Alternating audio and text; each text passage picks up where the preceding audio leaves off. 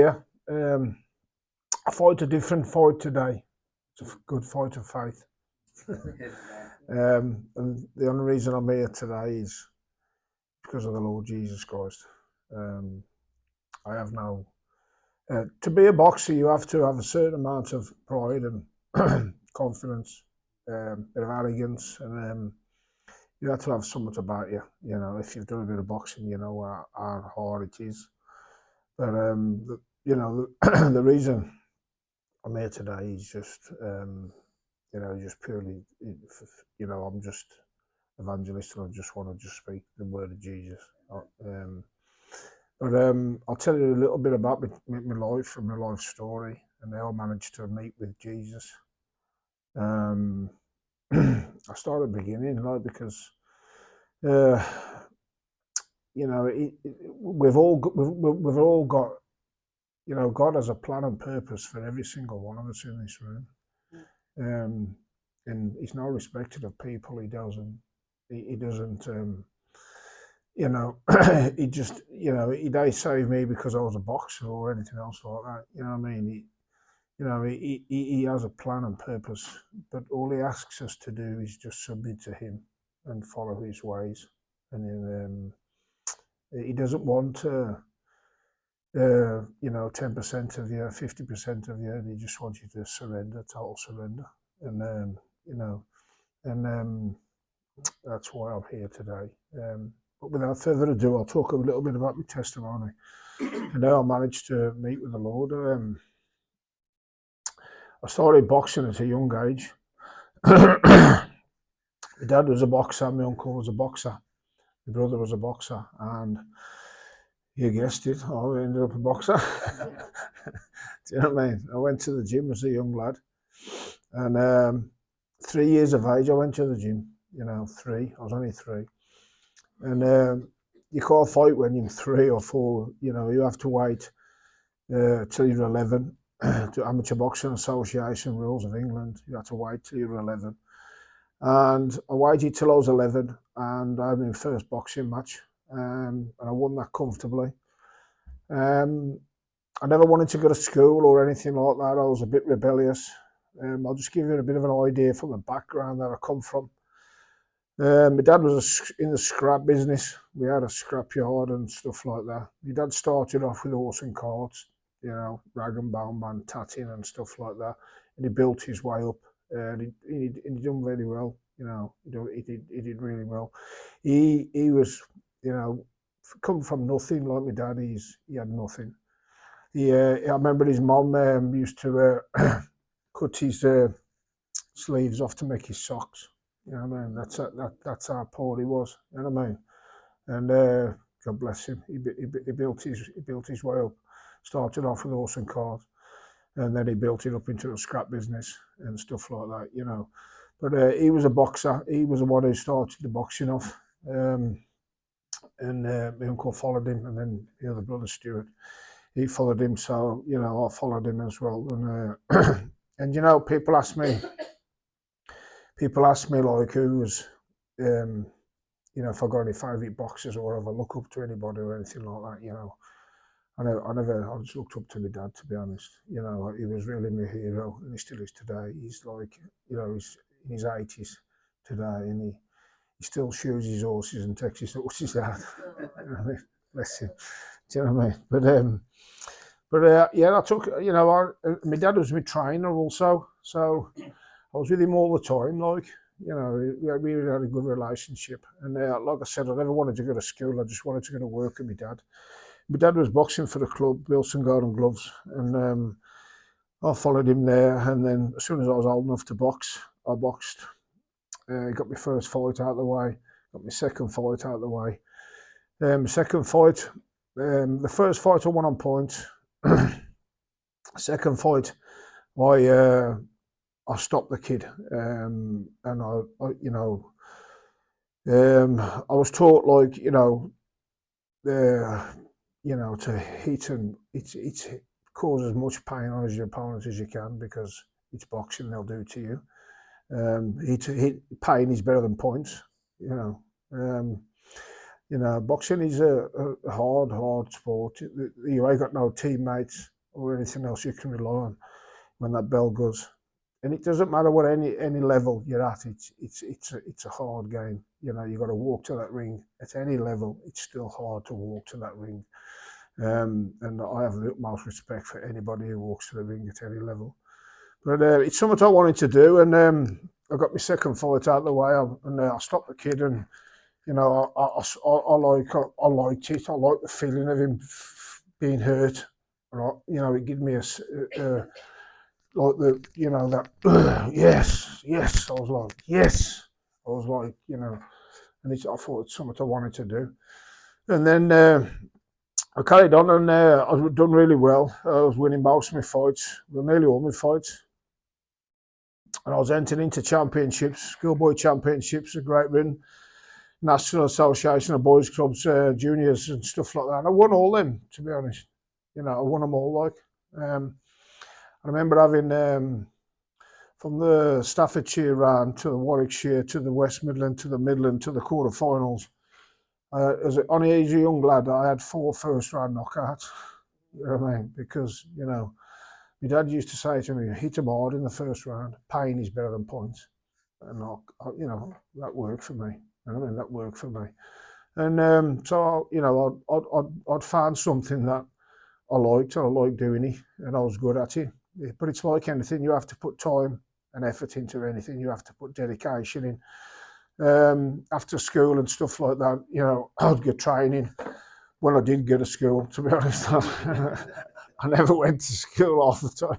Do you know what I mean? But most kids would be out like after school out on their bike. I'd be out on my horse. Like I was just, you know, I was just a bit different. You know what I mean?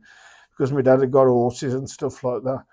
We've still got horses today. You know what I mean? But back to the boxing, and then I was won all the titles, all the things, and then from the age of 17,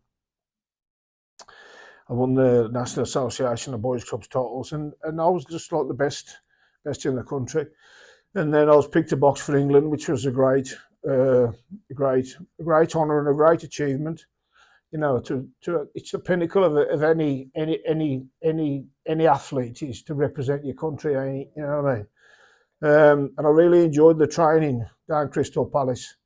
All the national teams, all the track and field people was all there, you know, like Steve Ovett, Steve Cram and Sebastian Coe and all them people. And I was like on the teams, like all the England teams was there. So that was like another eye-opener for me as well, to be training with the national, you know, the national team, like the England team. It was like, you know, I was like, wow, I've made it, like. And I boxed for England a few times. And I really had some good victories, to be honest. I think I mentioned yesterday, I don't know if you read it, but one of my best ever victories. See, boxing's all about, it's like, it's always the biggest, strongest is going to win. You have to use your brain as well, you know what I mean? But I remember I think my best ever victory was when I went to Germany, and I went to the middle of the ring with a German, and like I don't want to make no eye contact with him, like, because I don't want him to see the strength in my eyes. So I wanted him to think that I was weak, you know. So I just touched gloves like that and just walked back. But if I'd have looked at him in the eyes, if I'd have looked at him like that, he would have knew that I meant it. You know what I mean? And so I just so I just put my head down. They give him no eye contact and just walk back to the corner. The England coach said to me, he said, Andy, he says, you're boxing a good lad. I think I made me captain as well when I was captain, and I was boxing there, captain. And the England coach said to me, he said, Andy, he said, don't throw all your aces in the first round. And I thought, no chance. You know what I mean? My dad had told me to hit him hard in the first round. So as soon as the bell went, I just stormed out like that, bang, bang, bang, bang, bang, hit him with everything I got. You know what I mean? And I said one little sign of grimace that I hurt him like that, and I was just like a, you know, like a lion just going for the kill. You know what I mean? And I just knocked him out within about 30, 40 seconds. You know what I mean? in a heap in his own corner. You know what I mean? And that the victory, like the you know the feeling of was just amazing. You know, it was just a really great feeling. And the Germans, I stood up and I just went like that to them, like, you know, because you're confident, and you know what I mean? You're confident. And you know what, the Germans, they give me a standing ovation. There was that, you know what I mean? There was that sport, you know, good sportsman. But I carried on from that. Then I boxed for England a few more times. Winning, I went to Bulgaria. I knocked the Bulgarian champion out in the second round in his own country. I mean, most people are lucky if they can get a win, when you know, because you're boxing at the level, but not to get stoppages like I was getting. Do you know what I mean? To get stoppages, actual stoppages. I mean, most people, you know, you struggle to win because you're boxing the best in their country's got to offer. And and I went to Bulgaria in this multi-nations tournament, and I boxed a Bulgarian and knocked him out the second round. And the very next day, I had to, because it was a multi-nations tournament, I had to fight Raymond Garby, who was the world amateur champion. You can Google his name. He was the world number one, like. But he beat me on a 3-2 decision. Some people thought I won it. Some people, you know, personally, I think he just nicked it by a few points. But what I'm trying to get at, it was like the level that I'd built myself up from. I'd gone from 11-year-old kid all the way through, up until fighting the best in the world. You know what I mean? As an amateur. So, and in them days, there was no Sport England, or there was no lottery, there was no funding, there was nothing, like, you know what I mean? And I wanted, you know, I was a young lad and I wanted to earn some money, you know what I mean? Because I was working for my dad and doing the scrap business, and I got a few horses, and I was doing stuff on the side and stuff like that. And I got you know, I'm a Christian now, and I don't really want to glorify crime very much, but I was into all sorts of different things as well, because you know, money was my god, if you know what I mean. And I was a young lad. I wanted to make a mark. I wanted to, you know, and I mean, I bought my own house when I was 22, and I paid for it. You know what I mean? I mean, there ain't many people who can do that. You know what I mean? But you know, that's what I wanted to do. I was hungry for success. I was hungry for money. I was hungry for success in the boxing, and nothing was going to stop me. You know, I was determined, and they picked me for the Olympics, to get to the Olympics. But I'd already fought for England and fought the best in the world a few times. I could box for England about half a dozen times. And like I said, it was great, like having the national anthem played, having all the England tracksuits and training with all the teams and all that. But after you've done it a few times, it's like anything, you know, you've done it a few times, you've got the T-shirt, you just think, well, I want to move on to other things. So I either wait about a little bit for the Olympics, or I turn professional. And I just thought, you know what, I'm just going professional. You know what I mean? But by this time, I started celebrating my victories by having a drink of beer. I never drunk, like, yeah, in the early ages of like 14, 15, 16, I don't bother, like, but when I started winning my fights for England, I started celebrating my victories and having a drink. And I was just like a, you know, normal teenager, just having a drink, celebrating my victories and stuff. And you know what? I liked the taste of alcohol. I liked the way it made me feel. I liked the way, you know, I just liked everything about it. And so then I started drinking most weekends, even though I was still boxing, still working, still doing what I had to do, and I was successful in nearly everything I did. To be honest, I was doing door work as well, you know, at a young age, and I was also, you know, just so committed into just earning as much as I could. You know, like I said, money was my god. But I don't wait about for the Olympics or anything else like that. I turned professional. Um, and I turned professional early. So, like, I mean, when you're only like 18, 19, and you've got to box men, there's a big difference. Like, you know, you're boxing like 25-year-old, 30-year-old men. There's a lot of difference in strength and in a lot of difference in. But I could do that because I was a strong kid. You know, I was strong and I could do that. So I turned professional. I didn't wait for the Olympics. And then within 3 years of being a professional, I was boxing for the British middleweight title. If anybody knows boxing, there's some good British champions like Alan Minter, Tony Simpson, and stuff like that. Terry Downs. They all went on to fight for world titles. Alan Minter went on to fight Marvellous Marvin Hagler and stuff like that. To box for the British title is, within 3 years of being a professional, he's pretty good. And I did have a few setbacks because I'd started going out drinking most weekends. And you know what? I had over 100 amateur fights, I think something like that. And I never cut as an amateur, never cut round the eyes. And as I turned professional, I was going out most weekends. And I believe that because I'd started drinking, it weakened my skin around my eyes. You know what I mean? A lot of people don't know that, but that's what I believe what happened. And then when you get a loss off a cut eye, that means you've got to start again. You've got to get a few more wins together. But I did it. I thought, you know what, I did it.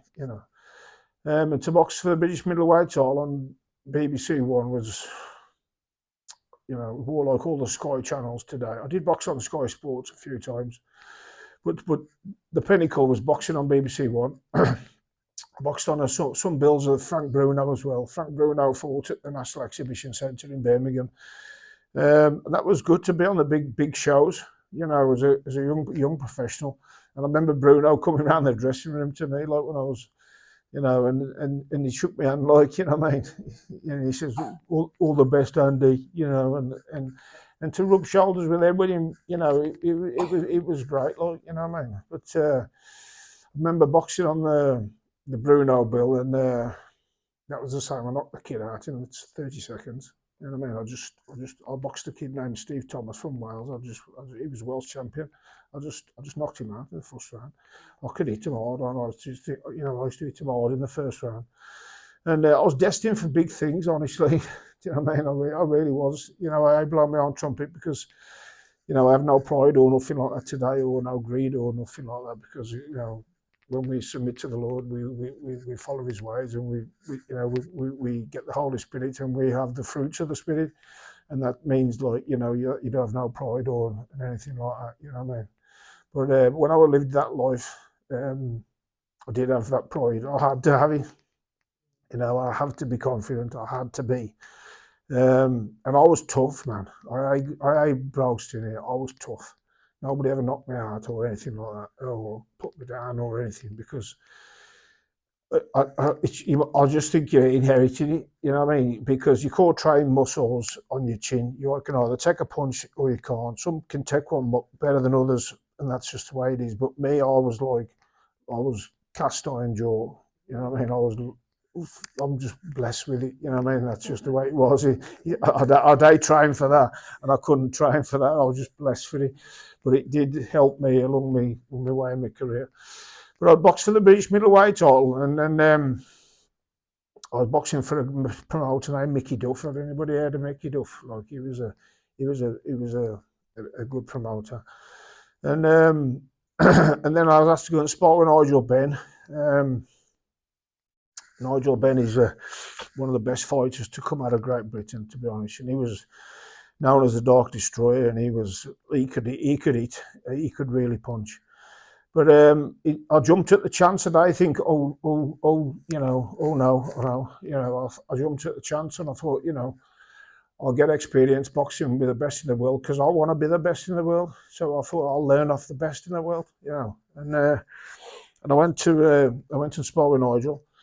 And his trainer was a bloke like Jimmy Tibbs. I don't know if anybody's heard of him. I don't know. He done. You heard of Jimmy Tibbs? Yeah, he done 13 years for murder. He'd become a born again Christian, and he used to be involved with the craze and all the stuff like that. He was a good boxer himself, but he'd been in prison for a long time, but he turned his life around. He met with the Lord, and he said to me, honestly, it's the truth.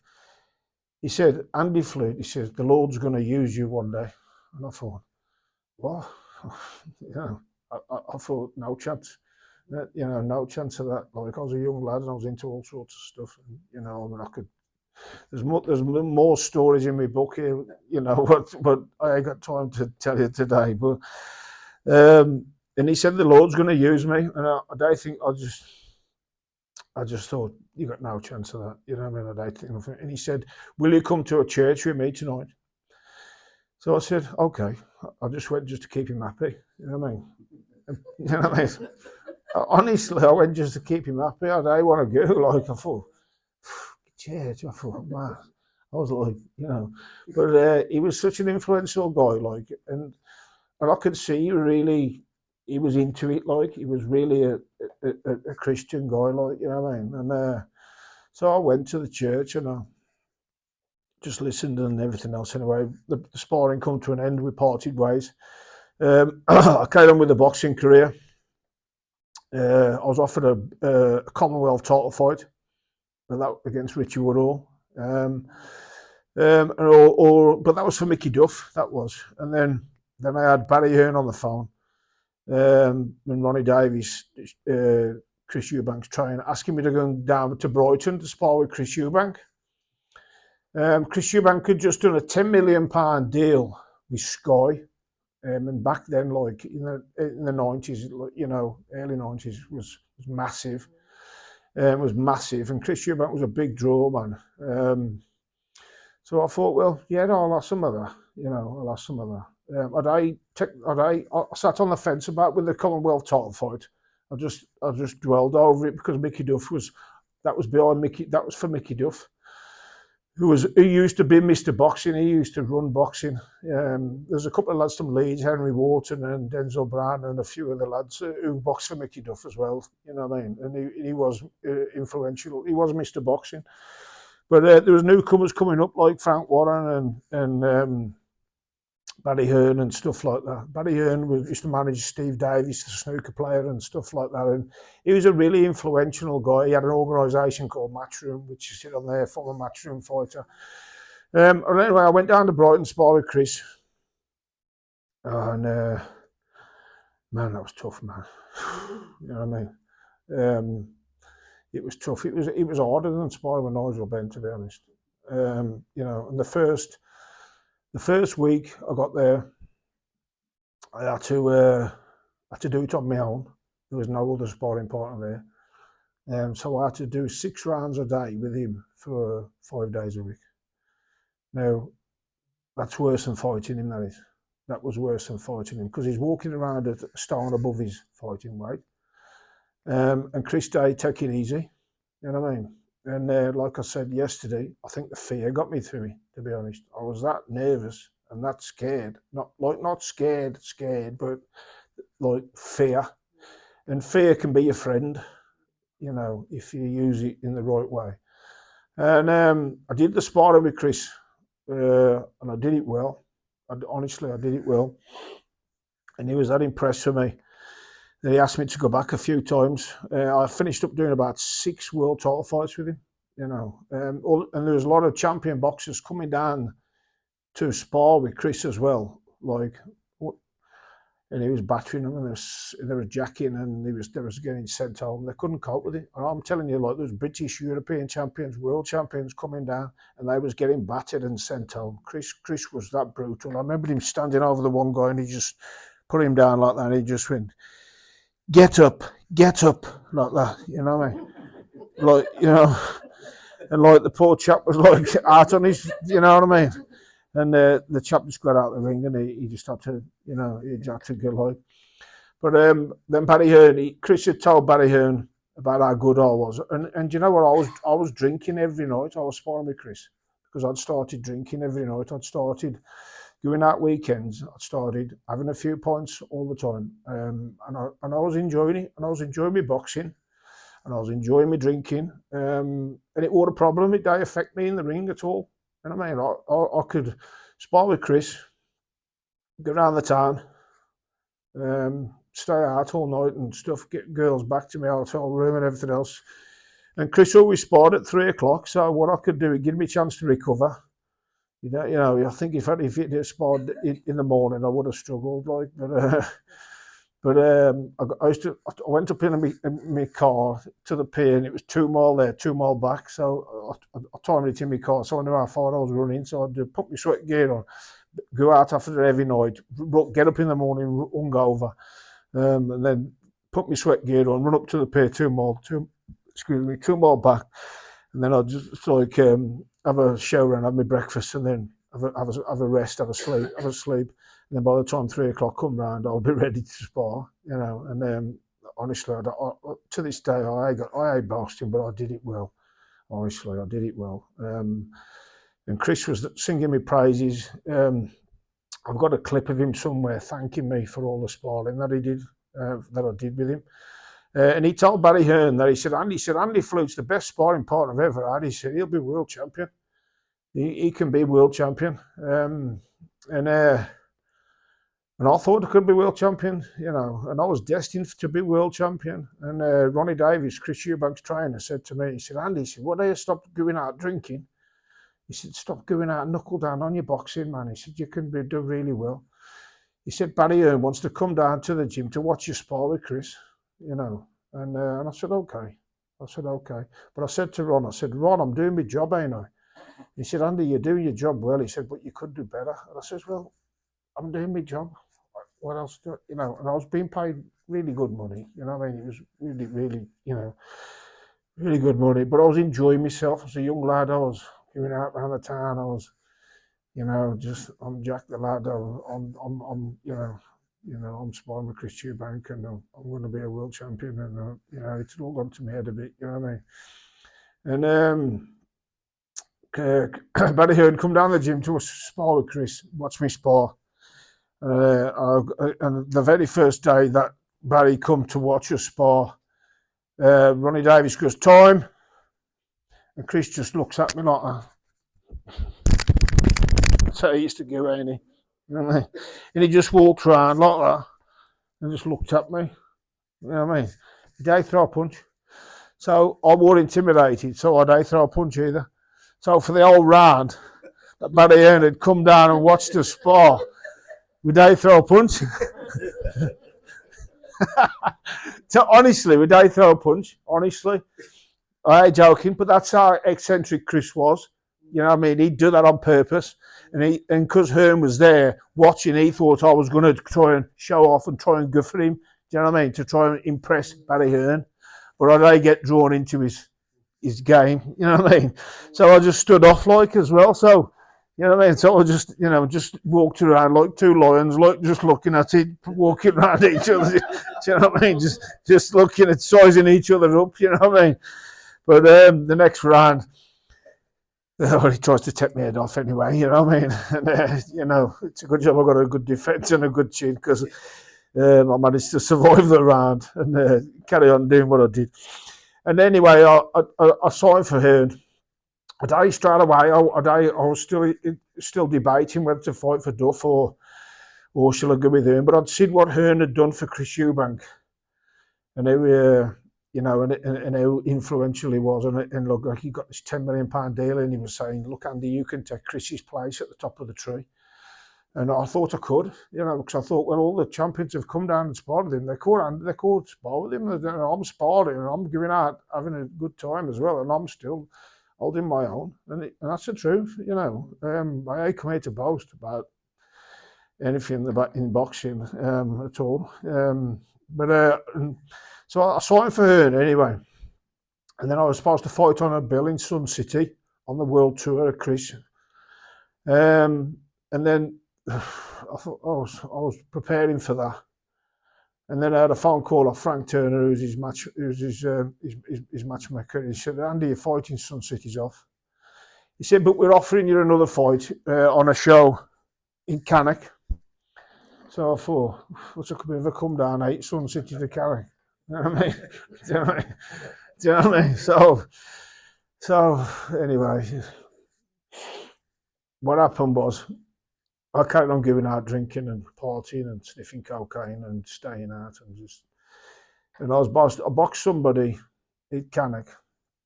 It maybe, you know, and I lost to him. And I lost my first fight for Matchroom. And that was hard, man. You know what I mean? Because like it had gone to my head. I thought I'd made it before I'd made it. You know what I mean? I've got to be honest. You know, I was my own worst enemy, to be honest. And that was a really bitter pill to swallow. But by this time as well, I was drinking more. I was more into crime. Like I said yesterday, I don't like to elaborate on the crime because I'm a Christian. I know God's forgiven me for it. Um, but I was doing well. You know what I mean? I was doing well. I had a few more fights for Matchroom. I had a couple of world title fights. One WBO, Mark Delaney, and a few others. And I fought Robin Reed as well at short notice, who fought Joe Calzaki, and I got stopped on an injury on that. And I wasn't. Then I was taking my eye off the ball with the boxing because I was concentrated on more. I was earning more the other way, the criminal way, than I was the boxing. So I took some fights at short notice and stuff like that just for the money. But I was like, well, I don't need to be world champion now. I've got the same money as a world champion, so it don't matter. I was like that attitude, you know. And I bought a few businesses, I bought a few houses, and life was good. Because God was with me money, so I thought, well, the boxing I ain't so bothered about now, you know, because a few years had gone round. And when you're a bit younger, you're a bit more hungry, like, you know what I mean?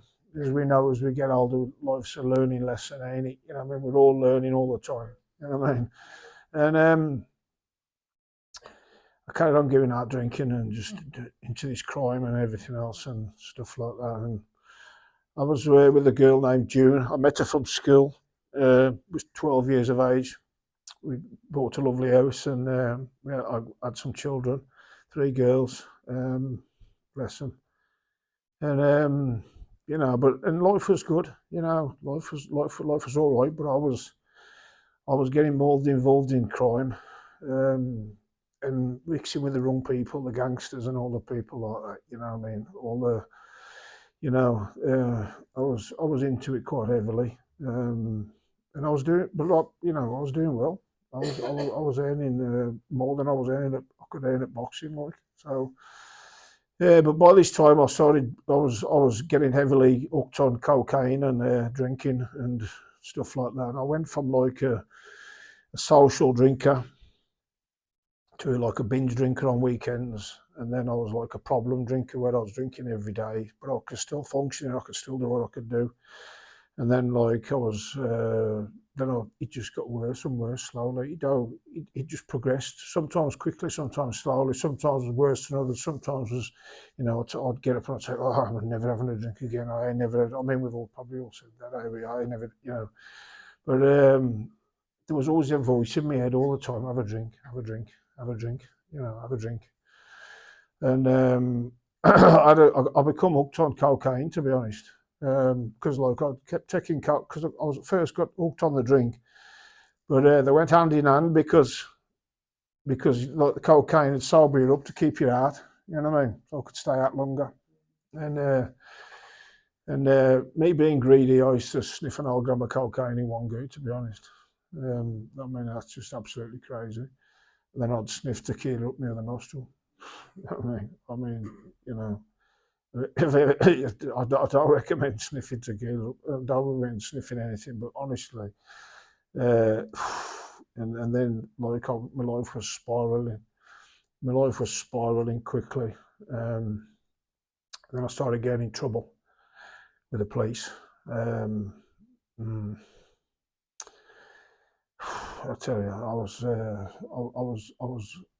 was in no time at all. I was like on the back page of my paper going to the Olympics, England captain. Got the Eubank fact. The Eubank. I mean, they said I got the Eubank fact that Andy Flute's going to be the next world champion and all that, you know.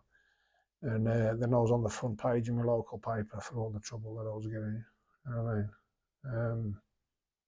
And that was horrible, to be honest. That was horrible. And all the people, like, you know, when you're a famous boxer, you got loads of hangers on, you got loads of friends, you got, you know, you've been on BBC One, you've been on Sky Sports, you know, you know, but really, you know, you you know, but when you hit your tough times, there ain't many people what stick by you. To be honest, what I found out that anyway.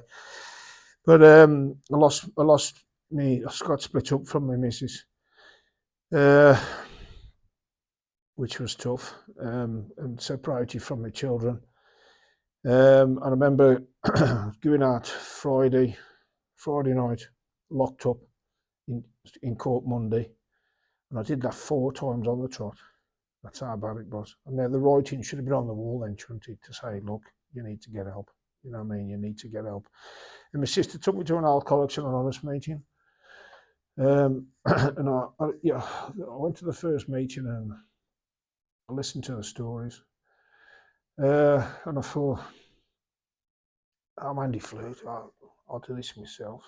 You know, I thought I'll do this myself. I listened to the stories, you know, and and I think I was as bad as them. You know, I'd seen how they'd lost everything and they were struggling, and you know, I listened to some stories and I thought, I ain't like that. I ain't that bad. I ain't that bad. I was in denial, like, you know what I mean. I thought I'll be all right. Now I don't know if anybody knows anybody here who's got anybody with alcohol problems, but it's really common. You know what I mean? It is really common. And the first part of it is admitting that you got a problem. You know what I mean? And when I was at that stage, I thought, I'm all right. I do it. I'll do it myself. You know. And I took an to the meeting. I carried on back out, but my family were really worried about me. I'd lost June, I'd lost the kids and everything else, and I was back at my mum and dad's, and I was struggling. I was hanging in there like I was struggling, and it got to the stage where I was just drinking every single day, and then I was getting in trouble and this and that, and you know, I was prison. Then I was sent to prison. So you can see, like, I've fell. You know what I mean? I've gone from this you know, this hero, this boxing hero, to like a local drunk, to be honest, who was in trouble all the time. And I was on the front page of the papers all the time, you know. And that was tough, and that made me drink even more, to be honest. You know what I mean? That made me drink even more because I was like, you know, I was like full of, you know, I was full of fear, and I was like, man, what have I come to, man? I had everything, and now everything's leaving me and everything else, and you know, and I was on like 5 grams of coke a day just to function, just to keep going, and that, you know what I mean, and I just kept thinking, I'll beat it myself, and you know, and I just kept trying, and that's, see, in recovery, and with any addiction, no matter what it is, it's stop, start, stop, start, stop, start, and I managed to get back in Alcoholics Anonymous, and I got a sponsor. Sponsor somebody who takes you through, who's got the walk, who's walked the walk, who's gone through all the stuff, and who's got a good story. And I picked this guy. He got 18 years sobriety, and he said to me, he said, Andy, he says, you've got to put your recovery over everything else in your life. And I thought, you know, okay. And he says, Andy, you've got to get honest. And I thought, honest, me? I thought I've never been honest in my life. Do you know what I mean? But he said, Andy, he said, if you don't get honest, he says you won't do it. So I thought, okay. But anyway, you know, I thought, okay, I'll listen, I'll try and get honest. And I'll try and, but I was still in denial, man. You know what I mean? I still kept thinking, I'm Andy Flute, I'm in the ring, and nobody's ever knocked me out. I'm tough, you know, I was still thought I could do it myself. But that voice in my head all the time, you know, never left me. I always have a drink, and I just carried on drinking. To be honest, I drank myself into oblivion. Then I drank myself into, what can I say, where I was full of fear. I couldn't go out into pubs because I was too scared. I was just sitting in a room, just drinking bottle after bottle. So I'd gone from this, you know, this tough guy, you know what I mean? And yeah, I did some debt collecting, and I did some things to sort people out for money and all that, you know. My reputation was, you know, but I'd gone from like a tough guy to a shivering alcoholic wreck. I was absolutely a physical wreck. And I was shivering and shaking and just it was just it was people don't know what to do, to be honest. Everybody thought I was going to die and everything else. But I drank and drank and drank and drank, and then the only way I could stop drinking was when my body stopped me. I couldn't physically take another drink. That's the truth. I don't, some people can type themselves down, or they say you'll have a seizure if you stop straight away. I couldn't take another drop. I just used to lie there, just shivering and shaking and just hallucinating off the, and I was in such a dark place. And so I thought, you know what I'm going to do? I'm going to kill myself.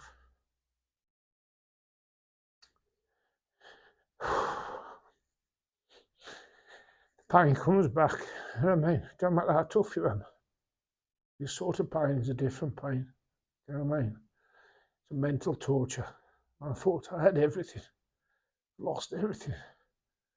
I kept thinking of my kids and everything else. I kept thinking of all the, everything I'm fond of, all the stuff. The stacks more. The stacks more. I'm on again, I got stabbed as well. And that was bad as well. I broke my back. I got run over. I lost all my driving licenses. I used to have lorries. I had a HGV and I drove lorries to Barcelona and everything, Italy, everything. I'd done so much stuff, but it was all gone, man. Do you know what I mean? It was all gone. It was all gone, and I was just sitting there with the bottle, just thinking, "What have I come to, man?" And I was like full of pity, feeling sorry for myself. So I just thought, you know what, I'm just going to kill myself. There ain't nothing left here for me. I don't want to. I don't want to live. You know what I mean? That's how it gets to you. And so I used to lie there shivering and shaking, and I used to be lying behind piss and everything. I couldn't shave. I couldn't do anything. You know what I mean? I was just stuck. And I thought, how shall I kill myself? Shall I jump in front of a train? Shall I jump off a building? I don't know. But I turned into a coward, and I just thought, well, you know what? I'll just put enough tablets together to kill an elephant. To be honest, I'll just get enough tablets because I'm a coward now. You know, what I mean, I'm scared. I'm like this. I'm like, do you know what I mean? I'm like, I'm like, I'm like, I was all over the place. I remember once being stuck in a room and I'd been running out of vodka, and I was wrenching. I was going like this. I remember sickening to a pint glass, and I drank the pint of sick because I needed the strength to get to the shop to get me some more vodka because I couldn't have gone there without a drink. Do you know what I mean? And and I just put this hooded thing on me, and I just hooded up and got to the shop. No eye contact, just give the man the money for the stuff and just get out the shop and just drink half a bottle straight off, just to give you some sort of, just some sort of feeling that you feel all right, and just scurry off back to wherever I was and just isolate and just drink and drink and drink. And then I just thought, you know what, I'm going to get all these tablets because that's what I turned into. I turned into a coward. I couldn't jump off a building. It was too hard for me, And I thought, I'll just take all these tablets. So I got all these tablets together. I put them all together. I took the lot. And I thought, you know what? That's it, man. That's it. Goodbye, world. I'm gone. I'm gone. And I just kept thinking of my children and everything else. And I kept thinking, I'm sorry. I'm sorry, Lydia. I'm sorry, Jodie. I'm sorry, Madeline. I'm sorry for what I've become.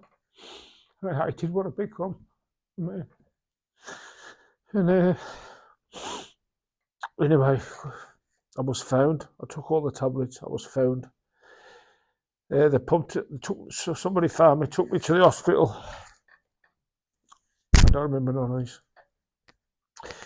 They pumped a solution into my arm, saved my life by 15 minutes. Stopped the drugs killing me. Stopped the tablets killing me. And they pumped a solution into me vein. what what discharges the drugs though it does. You know, well, it stopped the drugs killing me anyway, and I recovered. And the crisis team come to see me, and the crisis team said, "There's worse people in this hospital with worse problems than you." You know what I mean? And there probably was. Do you know what I mean? But for somebody who just tried to kill herself and who's in such a bad place, I don't need to hear that. You know what I mean? And so, you know, a resentment to an alcoholic is like a red flag to a bull. You know what I mean? And I just got me stuff and just got dressed and just went back out and just started drinking again. Just on a self-destruct again. You know what I mean? And then again, the only way I could stop drinking was my body stopped me. Do you know what I mean? But you know, my dad never gave up on me.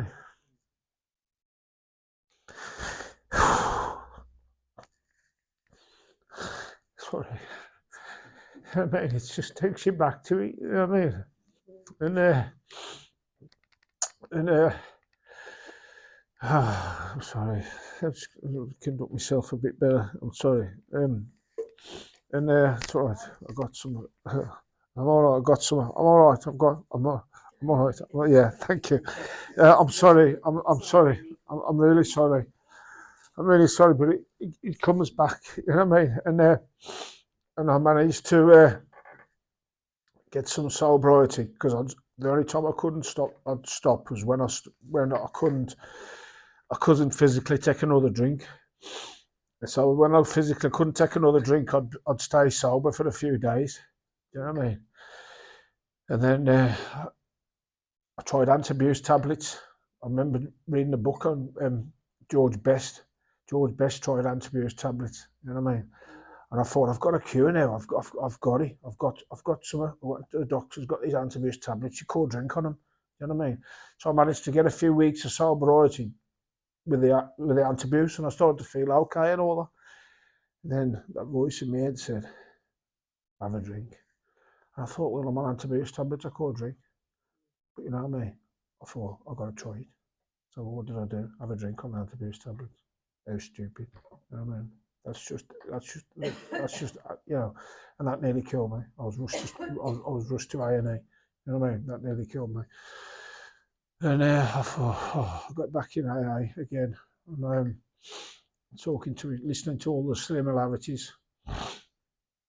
And this guy said to me, my sponsor said, Andy, he said, what are you? I've done everything there is to do. You know, I did keep trying. But in between me sober times, when I couldn't stop, I was trying. Do you know what I mean? Like I said, I've been sent to prison. I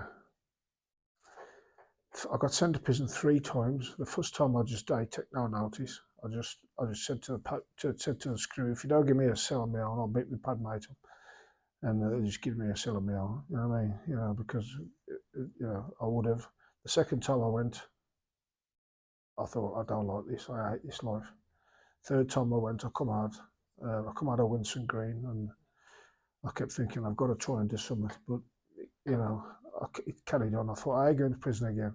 I thought I'm not going to prison again. I'm not.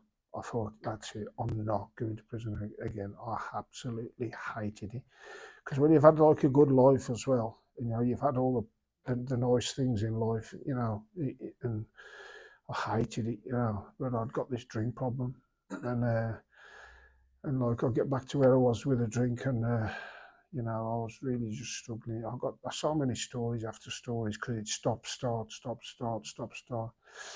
And I can see the time's going on now, so I'll just get on and I'll get it towards my last drink, and I'll get back in Alcoholics Anonymous. And my sponsor said to me, he said, Andy, he says, you need to find a higher power. And I thought, higher power? I thought, what's that mean? Well, in Alcoholics Anonymous, the higher power can be the meetings, it can be anything, you know. But for me, okay, it was like God, because I remembered when I was a little boy and I went to primary school, and they had school assemblies where they said the Lord's Prayer and they spoke about Jesus and stuff like that. They had Christmas plays, like, and sang Silent Night and stuff like that. You know what I mean? So I thought, you know what, I'm going to try. I'm going to try and find God. First of all, I was like a bit reluctant about it, but I thought I've tried everything else. It's over that I'm going to die, man. You know what I mean? And then, I had a bit, because when you get a bit of sobriety in between, it gives you a bit of strength, like, to try and for the fight, like. And I believe, I just say this, I believe God was in it all the way through. You know what I mean? And that's why I'm here today. And and it gave me the strength for the fight, like, And so I kept thinking, I'll try and find a higher power. So I went to a church. And I went to this church, honestly, I'm used to, like, I'm used to, I used to people being nice to you. Do you know what I mean? And I went to this church. I was full of fear. I don't know what to expect or anything. And, there was that noise to me and they made me feel that welcome. I thought they wanted someone off me. Do you know what I mean? Do you know what I mean? And I kept going to the church and I met this guy named John. And he took me under his wing. He knew who I was. He bought me my first Bible. And I kept going to church and trying, going to my AA meetings. And going to church, but that voice in my head, which now I'm a Christian, I know was the devil. You know what I mean? I know the devil is real. People who don't know, listen, I'm telling you, the devil's real, and he still uses the same tricks today to let him think that he don't exist. But let me tell you, he does exist. And I kept going to the church, By this time, I met another girl. I'd split up with me, who was separated. I was back at my dad's, and I met this other girl. Not going out with her, just friends, like, and because everybody had, like, distanced herself away from me, and I was such a well-known character and everything else. But I was like, all your friends had gone and everybody had gone. And I mean, when I fought for the British middleweight title, I sold 10 grand worth of tickets. You know what I mean? Just myself. But all them people had all left me because nobody wants to know you when you're drunk. You know what I mean? They label you. They don't see you as, like, somebody. They just see you as somebody who's weak, not somebody who's got, like, an illness or anything else like that. They don't look at it like that. But anyway, I met this girl named Angela, and they judged me. I knew I was struggling, and I could see I was trying. Like, I was going to the AA meetings. They said you got to do 90 meetings in 90 days. And I did it. You know what I mean? And like I said, I knew God was helping me then. I didn't know what I do. I know now, but I was struggling. I don't want to get to the meetings. I don't want to go and everything. And I managed to get some sobriety, like, for a few months. And I get to my last ever drink now. I'm wrapping up, and I just and I went to this boxing event, and I took Angela with me, and it was to meet some famous boxers, and the boxing board had asked me to go as a guest. You know what I mean? Because of my record, and and they wanted all the boxers there, and I went to the boxing event, and I'd been sober for a few months, and I'd done a bit of training, and I felt good, and and I was feeling all right, and I took Angela with me to keep an eye on me, and just to, and I went to the bar, and that voice in my head says, "Have a drink." I thought, oh God, I was like hanging on. I was like, it says, "Have a drink," and I thought, I'll only have one. And I picked that drink up and I had that one, and that was it. That drink lasted 2 weeks. You know what I mean? And I made a complete fool of myself. I made a complete idiot of myself. I embarrassed myself in front of my fellow professional boxers. Angela got me out of there, took me back to her house, and I just surrounded myself with just bottles and bottles of vodka. And I just drank and drank and drank for solid for nearly two weeks. And Angela could not know what to do. And I thought I was going to die, to be honest. But you know what I did? I knew I'd been going to church. I met a guy named John. And instead of phoning an ambulance, I ain't saying no made up story, I'm telling you now. I found John from the church. And did I say, oh, we ain't got time? Because that's what Christian people do, eh? You know, they try and help each other, build each other up. And they says, we'll be there in a minute. We'll be there. And John found the pastor, Steve Hoyt, and they come and prayed for me where I was at. And I was at death's door. When John walked to the room, he said, there's a demonic spirit over him. It's, you know, death spirit and everything else. But I don't know that then, but they just walked in and just prayed for me and prayed for me and prayed for me. And you know, has anybody ever heard of the chauffeur on? Chauffeur. It's used in the Bible, eh? It's a ram's horn, ain't it? John bought a chauffeur horn with him, and he blew the chauffeur horn and he prayed over me and that. And they left, and I dropped on my knees and I said, Lord, I said, God, I said, Father God, I said, if you're real, Jesus, help me. I said, help me. I said, if you help me, I'll follow you for the rest of my life. And I had a funny feeling, I don't know what it was at the time because I was that drunk and that out of it, but I know that was a spiritual awakening. And from that day to this, I never touched a drop of drink or a drug or nothing. Honestly, I really haven't. Honest to God, I have not touched a drop of drink or done anything like that. And what happened then was John and Steve knew that I needed to get baptised. So they arranged a baptism for me about 10 days after. Because they knew the devil would still try and get me. And that voice in my head, you know. Then I got baptised, and I had it tattooed on my arm, 2 Corinthians 5:17-18. That says, if anyone is in Christ, he is a new creation in Christ. And I went under the water, an alcoholic, a sinner, and I come out just a new creation in Christ. And I've never committed a crime, told lies, wanted a drink or nothing. And I've just dedicated me. Look, when I made that promise to the Lord, the only reason he set me free because he knew I meant it, because my heart was right. Because you know what, God looks at your heart, not your qualifications or anything else. He looks on your heart.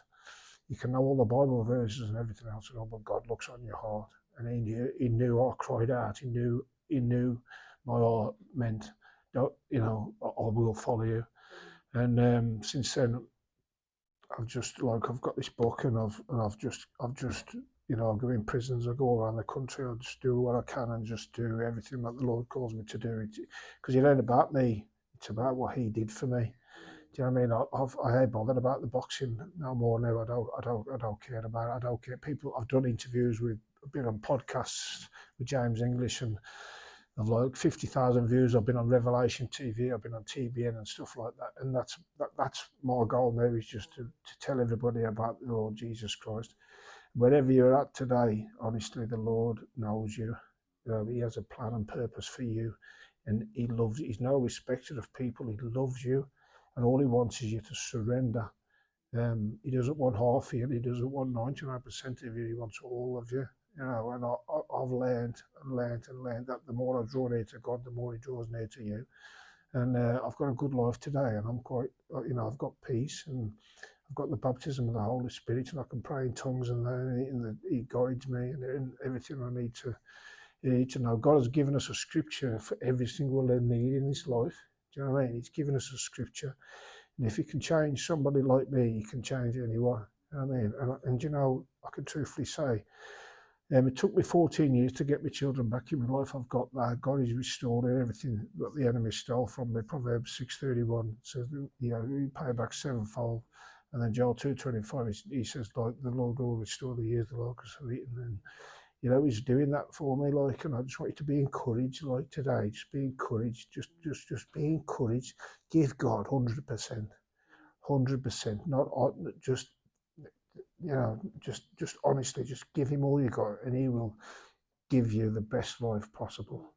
So I'd just like to leave it there. Thank you. Thank you for having me, and it's been a pleasure.